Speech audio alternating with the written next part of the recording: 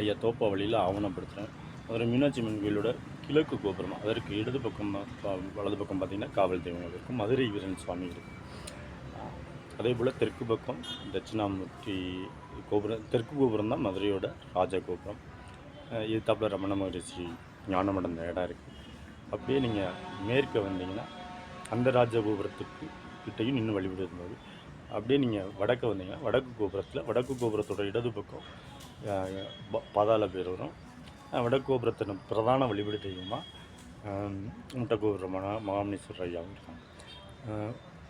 நம்மளோட தமிழ்நாட்டோட மரபுகளில் வாழையடி வாழையா ஒரு தெய்வீக காரியத்திற்காக தன் இன்னுயிரை தியாகம் செய்தவர்களை தெய்வங்களாக வழிபடும் மரபு இருக்குது.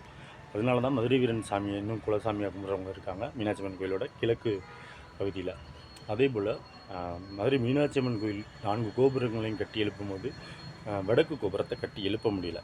அது அந்த வடக்கு கோபுரத்தோட வரலாறு கல்வெட்டை நீங்கள் அங்கே வடக்கு கோபுரத்தில் இப்போ போனாலும் பார்க்கலாம். எத்தனையோ பேர் அதை எடுத்து முயற்சிப்பாங்க. கடைசியாக ஒரு செட்டியார் முதற்கொண்டு ஒரு அந்த நகரத்தார் சமூகத்தை சேர்ந்தவங்க எழுப்ப முயற்சிப்பாங்க.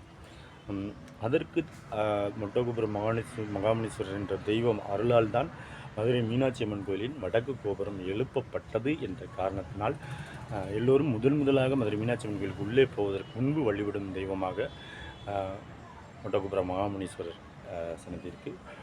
யாரெல்லாம் மதுரை மீனாட்சி அம்மனையும் சொக்கநாதரை நோக்கி தவம் இருந்தார்களோ அந்த தவ யோகிகளில் ஒருவராகவும் அந்த தவ சித்தர்களில் இருப்பவர்களையும் ஆண் பெண் எல்லாவற்றிலும் உள்ளார்கள். அவர்களை வழிபாடு தெய்வங்களாக மதுரை மீனாட்சி அம்மன் கோயில் சுற்றிலும் அமைத்திருக்கிறார்கள்.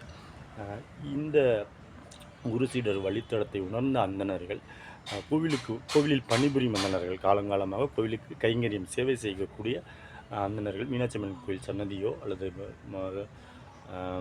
சொக்கநாதர் சன்னதியிலோ நிற்கக்கூடிய அந்தணர்கள் அந்த கோயிலுக்கு முன்னால் போகும்போதும் அல்லது திரும்பி வரும்போதோ அந்த குரு தட்சணையாக காணிக்கையாக இந்த வழிபாடு தெய்வங்களான முட்டகோபுரம் மகாமணீஸ்வரர், மதுரை வீரன், பாதாள பைரவர் உள்ளிட்டவர்களுக்கு காணிக்கையை செலுத்துவதும் பிரார்த்தனை சங்கல்பம் செய்துவதும் அதை நிறைவேறுவதற்கு நேர்த்திக்கடனாக அவர்கள் காணிக்கை செலுத்துவதும் ஒரு வழக்காராக டைம் இம்மோரியல் எப்போ தொடங்குச்சுன்னு தெரியாத அளவுக்கு டைம் இம்மோரியலான ஒரு வழக்காறு கஸ்டம்ஸ் அண்ட் யூசேஜஸ்